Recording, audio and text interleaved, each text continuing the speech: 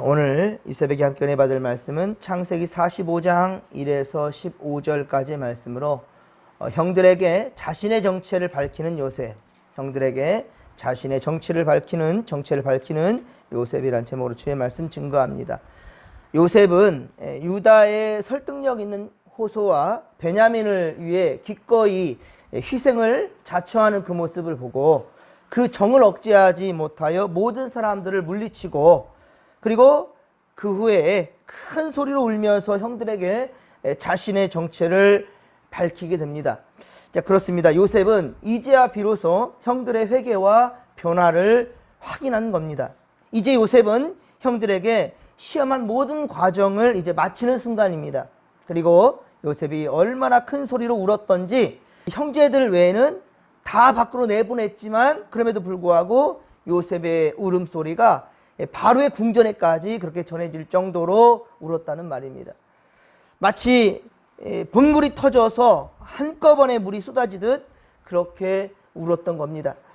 물론 하나님의 역사하심이었겠지만 요셉은 형들의 변화된 모습을 기대했으며 저들 스스로 자신들의 죄를 뉘우칠 수 있도록 하기 위해서 요셉은 자신의 정을 그렇게 억제했던 겁니다. 첫 번째, 형들이 곡식을 구하러 애굽에 왔을 때 베냐민을 데려올 것을 약속하고 시몬을 그렇게 붙잡아 두었잖아요. 그때에도 철저하게 감정을 억제했지만 그 세월은 오늘 본문 11절에 보듯이 그렇습니다. 흉년이 아직 5해가 더 남았잖아요. 그러니까 무려 2년 동안이나 참았다고 볼 수 있을 겁니다. 가뭄이 계속 지속될 것이니까 틀림없이 형들은 다시 이곳에 이 애굽으로 찾아오지 않을 수가 없을 것이다. 다시 반드시 찾아올 것이다. 그러니까 요셉은 인내를 가지고 더욱더 기다렸던 겁니다. 하지만 요셉은 자신을 좀 더 빨리 그렇게 알리고 싶었을 거예요. 예. 그래야 보고 싶은 아버지도 빨리 만날 수 있게 될 것이고, 베냐민도, 자기 동생 베냐민도 빨리 만날 수 있게 되겠지요. 그러나 형들을 위해서, 형들의 회개하고 철저하게 변화되는 것을 바라는 마음으로 이런 감정을 억제하고 자신을 철저하게 숨겼고요, 참아냈던 겁니다. 물론 이 감정이 터지는 위기도 여러 번 있었습니다. 창세기 앞서 42장 24절, 창세기 42장 24절에서 큰 형인 루벤이 그렇게 말하잖아요. 형들에게 요셉의 핏값으로 당하게 되었다. 형제들에게 그렇게 말하잖아요. 야, 우리가 이렇게 당하는 고난은 요셉의 핏값이야. 그것을 우리가 당하는 거야 라고 회개를 하잖아요. 이것을 요셉이 듣습니다. 요셉은 이 말을 듣고 사람들을 피해 펑펑 울지요. 그리고 두 번째, 다시 애굽으로 이제 곡식을 구하기 위해서 형제들이 왔을 때, 특히 형제들과 더불어서 베냐민을 보게 되니까 또 이제 그 눈물이 터져 나오는 겁니다. 그런데 이것을 보일 수가 없으니까 43장, 창세기 43장 30절, 창세기 43장 30절에도 요셉은 마음이 복받쳐 올라오니까 급히 울 곳을 찾아 안방으로 가서 실컷 몰래 울고, 안 그렇듯이 하면서 이제 다시 이렇게 형제들 앞에 다시 나오게 되죠. 그리고 드디어 유다의 회개와 자신을 희생하며 막내 동생 베냐민을 구원하려는 그 모습을 보니까 아하, 이제 되었다. 이제 요셉은 더 이상 자신을 숨길 필요가 없을 거라는 그런 판단이 섰고요. 그래서 형제들 모두에게 스스로 죄를 뉘우치고 그렇게 참 돌이키는 모습을 보고 자신을 나타내 보이는 겁니다. 요셉은 형들에게 대한 분노는 이미 눈 녹듯 다 녹아버렸고요. 자, 이제는 사랑하는 마음과 가슴 아픈 마음, 이것만 요셉에게는 남았던 겁니다. 그러나 형들의 제대로 된 반성과 회개, 그리고 변화를 위해서 감정을 그만큼 그렇게 억누르고 숨겨왔던 것인데요. 그렇습니다. 요셉은 감정에 따라 이끌림을 받는 그런 사람이 아니란 말입니다. 여러분들, 그냥 마음의 감정대로 툭툭 말 던지고 여러분 행동을 막 나타내는 것, 그러면 안 되는 거예요. 여러분들, 우리가 오늘 말씀을 통하여서 배울 점은, 이 요셉에게 배워야 할 점은 바로 이런 거입니다. 감정 컨트롤을 할 수 있어야 된다는 거예요. 특히나 하나님을 믿는 사람이란다면 내 감정에 따라 행동하는 것이 아니라 하나님의 말씀에 따라 행동해야 된다. 하나님의 말씀에 따라. 예, 그렇습니다. 만일 우리 감정도 하나님의 말씀 앞에서 점검을 받아야 될 텐데 만일 품지 말아야 될 감정이 우리 믿는 자로서 품지 말아야 될 그런 감정이 이렇게 나타난다 할지라도요. 그때 우리는 어떠냐? 억누를 수 있는 그런 용기가 필요하다는 겁니다. 그런 담대함이 우리에게 필요하다는 거예요. 그렇습니다. 사랑하는 성도 여러분, 신앙생활은 감정에 따라 하는 것이 아닙니다. 예, 바로 신앙생활은 하나님의 말씀을 따라 해야 된다는 것을 명심하시기 바랍니다. 요셉은 하나님의 뜻에 따라 자신의 감정을 억누를 땐 억누를 줄 알았고, 예, 그리고 또한 그 감정 표현을 할 때는 그냥 정직하게 하는 거예요. 눈물이 터져 나오니까, 예, 주체할 수 없으니까. 그런데 형제들 앞에서 보일 수가 없으니까 숨어서, 예, 그렇게 울고 다시 나오고. 예, 우리는 이러한 요셉의 절제 능력을 배워야 된다는 겁니다. 이제 요셉은 모든 사람들을 물리치게 합니다. 사람들 다 물리치게 하면서 울면서 형들에게 자신이 요셉임을 그렇게 밝힙니다. 그런데 여러분, 여기 중요한 요셉에게 배울 점이 또 하나 있습니다. 여러분, 왜 요셉은 형제들 외에 사람들을 다 물러가게 했을까요? 아, 애굽 사람들 앞에서 우는 것이 창피하니까 그것이었을까요? 그렇지 않습니다. 진짜 이유는 왜 형제들과 또 많은 애굽 사람들 이렇게 같이 있는 자리에서 애굽 사람들 다 물리친 거예요. 그리고 형제들만 남게 했습니다. 그 이유가 무엇인가? 이유가 무엇이겠습니까? 이것은 요셉이 형들을 위한 세심한 배려하는 거예요. 만일 요셉이 형들에게 자신을 많은 사람들 앞에 드러냈다 한다면 형들과의 관계 또한 역시 말할 수밖에 없었을 겁니다. 어떤 이야기가 오갔을 것 같습니까? 오늘 보면 4절에 보십시오. 4절에 보면, 하반절 보면, 나는 당신들의 아우 요셉이니. 자, 뭐라고요? 당신들이 애굽에 판 자니이다. 애굽에 팔았답니다. 아니, 그 곁에 있었던 애굽 사람들이 지금 요셉이 하는 말을 들었단 말입니다. 요셉이 나는 당신 아우입니다. 그러면 이제 애굽 사람도 뭐예요? 와, 우리 애굽 총리님, 저 총리의 형제들이 이렇게 찾아왔네? 라고 다들 기뻐하겠죠, 요셉처럼.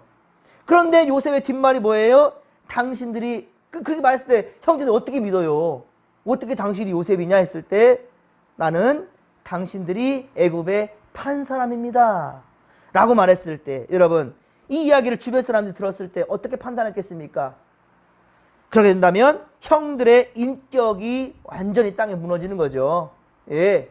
아, 이거 어떻게 세상에 저 집안은 콩가리 집안이네?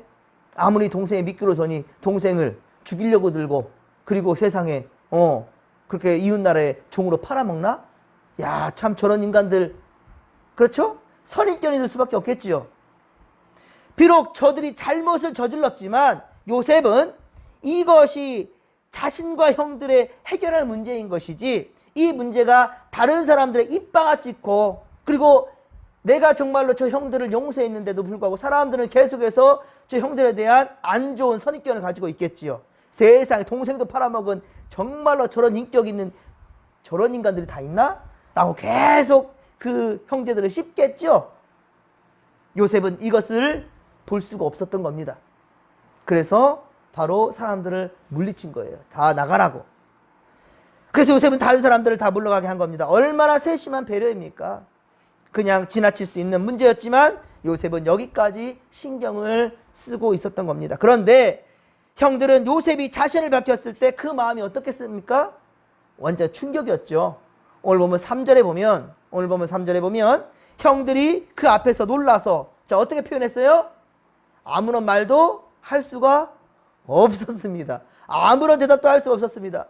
죽은 줄만 알았던 요셉이 아니 지금 갑자기 그냥 뿅 나타났는데 자신들 앞에 이렇게 살아있으니 얼마나 놀랍고 당황스럽겠습니까? 그리고 얼마나 두려웠겠습니까? 그들이 왜 요셉을 이렇게 두려워했겠습니까? 당연하지요. 요셉에게 죄를 지었기 때문이지요. 그리고 지금 이 요셉은 어때요? 애굽의 총리입니다. 우리의 생명을 좌지우지할 수 있는 그런 위치에 있는 사람이에요. 예. 그러니까 이것이 그들에게 또한 살아있는 이 지금 동생을 보고 있으니까 함께 기뻐해야 될 자리지만 기뻐할 수가 없고 두려움에 몸서리를 치는 거죠. 이들이 두려움에 떠는 그 이유는 또한 이것만이 아니었습니다. 저 요셉이 우리에게 이제 복수하면 어떻게 하나 이런 마음도 있었겠지만 그보다는 더 두려운 마음은 무엇이었냐면 이들은 여러분 중요한 것은요. 믿음이 좀 부족해도 여러분 우리 진목계 성도들도 예, 다 똑같은 여러분과 똑같은 믿음이 아니잖아요. 믿음의 분량이 달라요. 그렇죠? 예, 우리 중국 성도님 믿음 막 잘하니까 너무 이뻐요. 오늘 새벽에도 이렇게 예, 달려왔어요. 이 성도의 사랑에서 하나님 말씀 사모해서 다들 성도들의 믿음의 분량이 다르잖아요. 예. 그런데 중요한 것은 이들은 하나님을 믿는 사람들이에요. 그러니까 요셉을 팔아넘겼고 요셉을 죽이려고 들었던 요셉의 형제들이지만 하지만 요셉의 형제들은 하나님을 믿는 사람들이에요. 그러니까 이들은 요셉의 꿈이 기막히게 이루어졌다는 사실 가운데에서 놀라웠던 겁니다.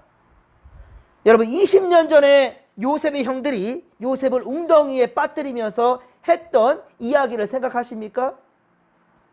요셉의 형들이 요셉을 웅덩이에 빠뜨리고 그리고 나누었던 이야기들 가운데 창세기 37장 20절 창세기 37장 20절에 보면 자 그를 죽여 한 구덩이에 던지고 우리가 말하기를 악한 짐승이 그를 잡아먹었다 하자 그의 꿈이 어떻게 되는지를 우리가 볼 것이니라 라고 말합니다. 그리고 이 이야기를 웅덩이에 빠져있는 요셉이 들었던 거죠. 기가 막혔을 겁니다. 나를 죽인다는 겁니다. 그리고 악한 짐승이 잡아먹겠다고 아버지가 거짓말을 한다는 것이고 그리고 내가 이때 동안 꿈꿨던 것들 그 꿈도 하나님이 주신 꿈이잖아요. 근데 그 꿈이 어떻게 이루어질 것인가 보자. 이것은 무엇입니까? 이 말 속에는 우리들이 널 죽이면 야 내가 널 죽였는데 네가 꿈꿨던 것들이 이어지겠냐? 네 꿈이 어떻게 이루어지겠냐? 내가 지금 죽이는데 넌 죽은 목숨이야. 이것은 조롱 섞인 말이죠. 아무리 내가 꿈꾸면 뭐하냐? 내가 널 죽이면 끝나는 건데 라고 생각하고 말하는 겁니다. 결국 이들이 요셉을 죽이지 않고 애굽에 팔아넘긴 것도 요셉을 죽이지 않고 애굽에 팔아넘긴 것도 사실은 요셉의 꿈이 이루어질 수 없도록 자신들 곁을 떠나게 만든 겁니다. 아니 자기들의 곡식단이 요셉의 곡식단에 절을 한다고 그랬잖아요. 그럼 어떻게 해요? 가까이 있어야 이런 일이 일어날 거 아니겠습니까? 그러니까 아예 그냥 가까이 있지 못하도록 죽이든지 뭐 애굽에 팔아넘기든지 좌우지간 요셉의 꿈꿨던 것이 이루어질 수 없도록 그렇게 만들어버린 거죠. 그리고 20년이 넘도록 요셉의 존재 자체를 잊고 살았습니다. 예, 요셉 존재 자체를 이제 형제들은 잊고 살았어요.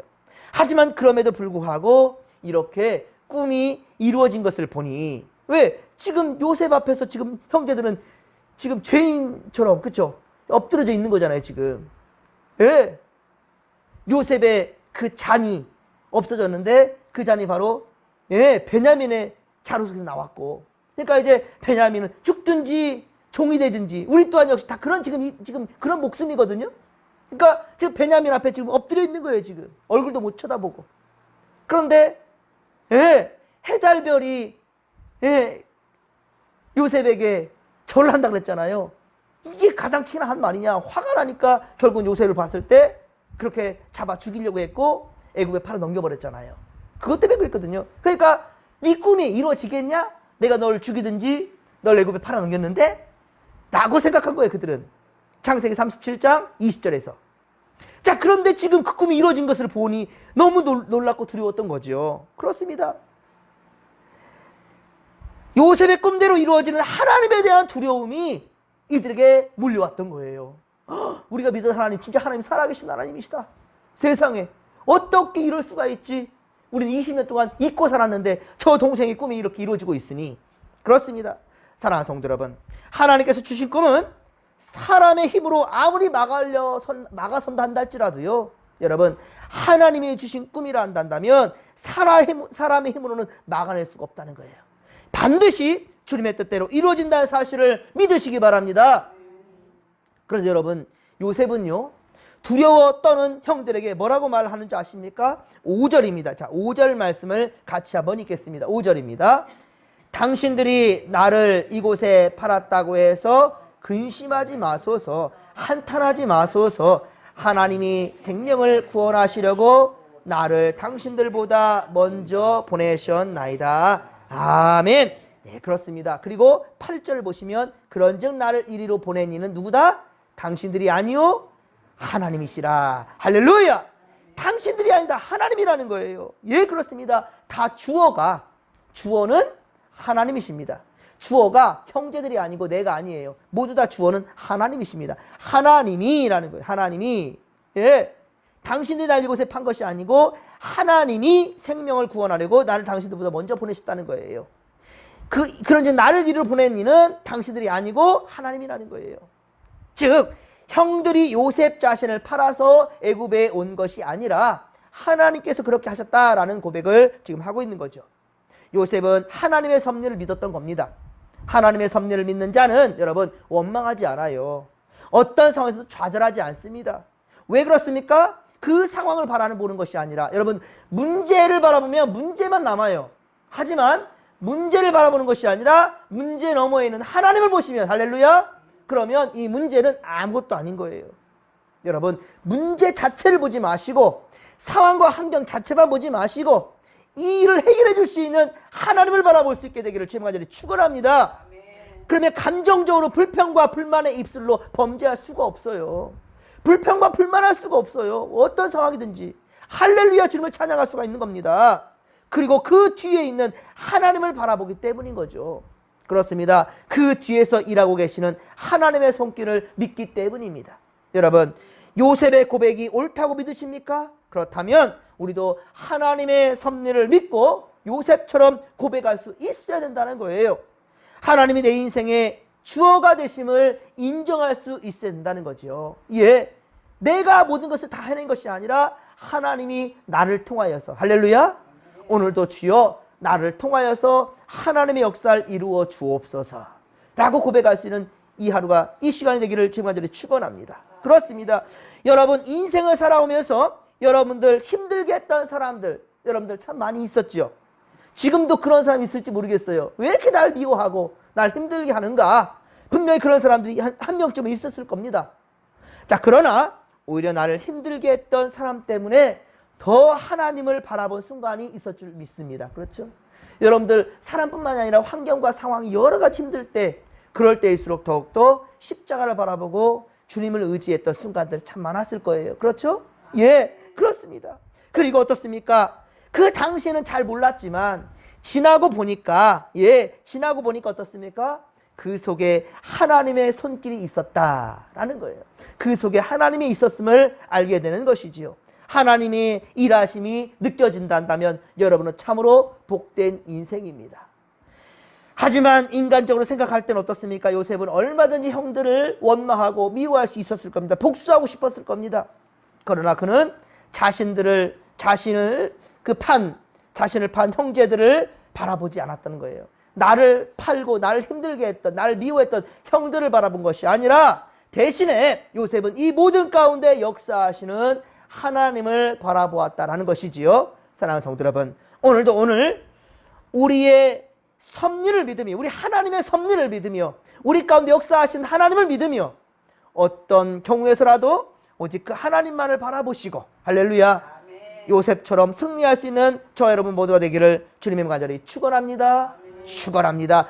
주의 이름 부를 때, 십자가 붙들 때, 그때 내 곁에 함께 하신 하나님이 그때로부터 비로소 주의 역사를 이루신다는 사실을 믿으시기 바랍니다. 주여 삼창 부르며 기도하며 나갑니다. 주여, 주여, 주여. 살아계신 하나님 아버지 고맙고 감사를 드립니다. 주여 은혜 충만, 성령 충만, 말씀 충만으로 우리와 함께하여 주옵소서. 함께하여 주옵소서.